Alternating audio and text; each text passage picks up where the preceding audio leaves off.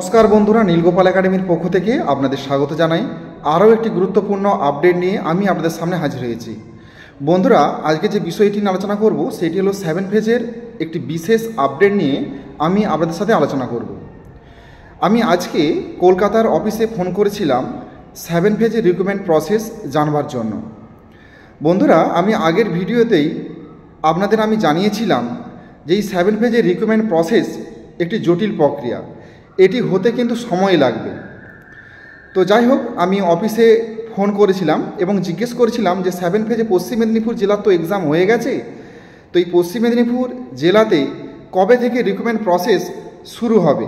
যদি পশ্চিম মেদিনীপুর জেলার recruitment process শুরু হয়ে যায় তাহলে আশা করি বাদবাকি যে জেলাগুলি রয়েছে সেইগুলিতেও কিন্তু নিয়োগ প্রক্রিয়া শুরু হবে। তো ওনাদের তরফ থেকে পরিষ্কারভাবে জানানো হয়েছে যে শর্ট লিস্টেড আপনারা যে 9 তারিখে এক্সাম দিয়েছেন পশ্চিম মেদিনীপুরেতে, তার শর্ট লিস্টেড কিন্তু তৈরি হয়ে গেছে। কোন কোন ক্যান্ডিডেটকে ডাকা হবে, কাকে কাকে মেল পাঠানো হবে, কাকে ফোন করা হবে, সমস্ত রকম শর্ট লিস্টেড কিন্তু তৈরি হয়ে গেছে।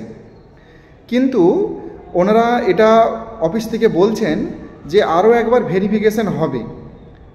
পশ্চিম মেদিনীপুর জেলায় আরও একবার কিন্তু ভেরিফিকেশন হবে কোন কোন স্কুলে এই প্রজেক্ট দেওয়া হবে। অলরেডি ভেরিফিকেশন হয়েছিল, কিন্তু পুনরায় কিন্তু আরেকবার ভেরিফিকেশান হবে।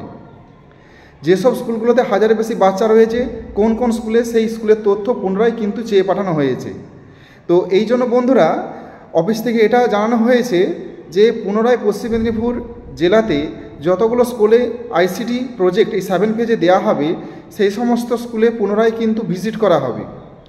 ভিজিট করার পর সেই সমস্ত তথ্য লোকেশন সমেত, যে কোন লোকেশনে স্কুল রয়েছে সেই লোকেশন সমেত সেই তথ্য কিন্তু পুনরায় আবার কোম্পানির আন্ডারে জমা পড়বে।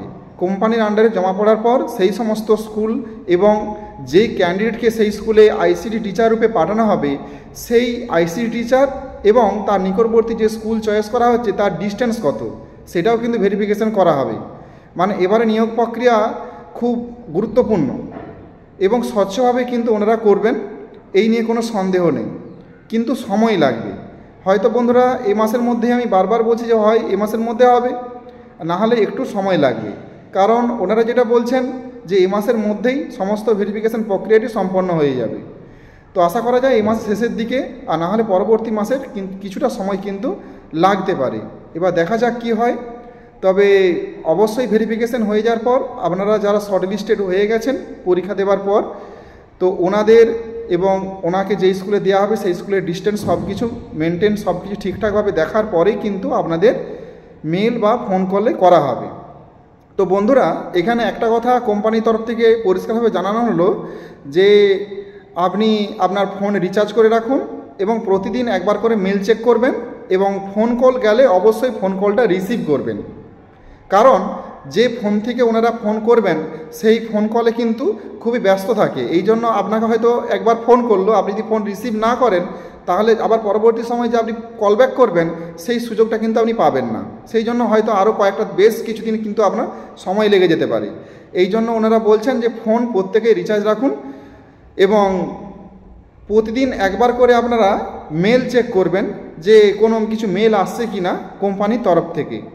তবে মেল পাঠানো অবশ্যই হবে এবং তার সাথে সাথে আপনাদের ফোন করা হবে এবং ফোন করে প্রথমেই আপনাকে ড্রাফট কাটার কথা বলা হবে। তো আপনি অবশ্যই বলবেন হ্যাঁ আমি ড্রাফট কেটে নেব, কোনো অসুবিধা নেই। এবং আপনাদের ড্রাফট তো ওনারা হাতে হাতে জমা নেবে, নিশ্চয়ই মেল করে পাঠাতে বলবে না।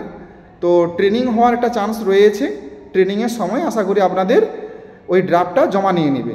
এবার যদি ইনকেস দেখা গেল যে খুব তড়িঘড়ি নিয়োগ করতে হবে, সেক্ষেত্রে ড্রাফট জমা না নিলেও ওনারা কিন্তু একটা মিটিং করবে, সেই মিটিং স্থলে কিন্তু আপনাদের ড্রাফট জমা নেবে এবং তার সঙ্গে অ্যাপয়েন্টমেন্ট লেটার কিন্তু দিয়ে দিবে। আমি আপনাদের দিয়েছিলাম যে পূর্ব মেদিনীপুরে এক ম্যাডামকে এরকম ফোন করেছিল এক স্কুলে 5 মাসের আইসিটি টিচার জবের জন্য। তো এরকম যদি আপনাদের অপশান আসে আপনারা অবশ্যই কিন্তু অ্যাকসেপ্ট করবেন, তারপরে দেখা যাক না কি হয়। সো বন্ধুরা, একটু ধৈর্য রাখুন, একটু সময় নিয়ে অপেক্ষা করুন, আশা করি আপনাদের জন্য সুখবর আসবে।